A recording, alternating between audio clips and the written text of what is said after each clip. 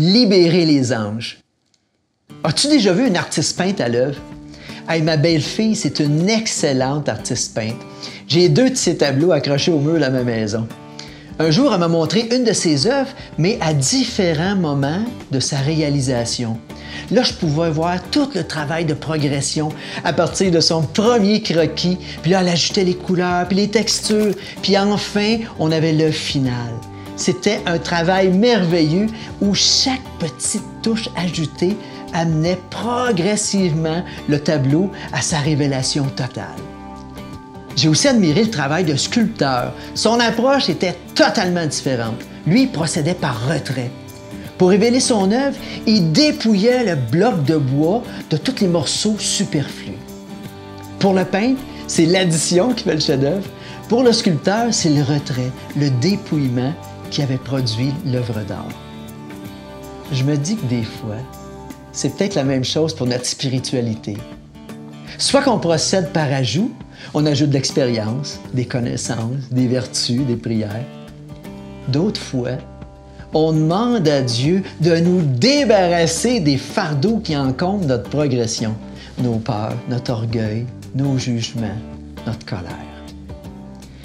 Un jour, le pape Jules II regardait le grand artiste Michel-Ange. Puis là, il voyait que Michel-Ange frappait de toutes ses forces un immense bloc de marbre.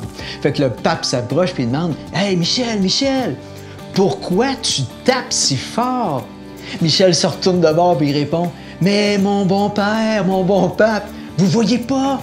Il y a un ange qui est prisonnier dans le bloc de marbre, puis moi je travaille pour le libérer. » Sous quel mode le Seigneur travaille-t-il dans ta vie spirituelle de ce temps-ci?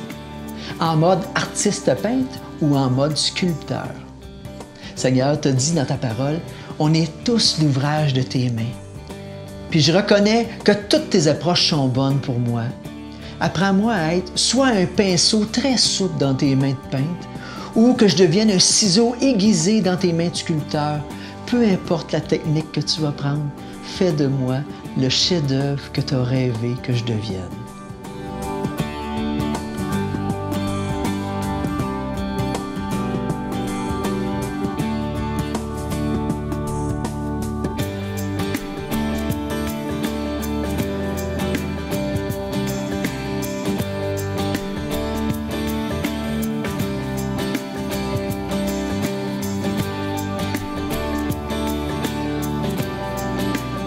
Si tu as aimé le contenu de la vidéo et que tu souhaites en voir plus, mets un pouce bleu, partage, abonne-toi, active la clochette, puis dis-nous dans les commentaires comment Dieu travaille dans ta vie de ce temps-ci, comme un artiste peintre ou comme un artiste sculpteur.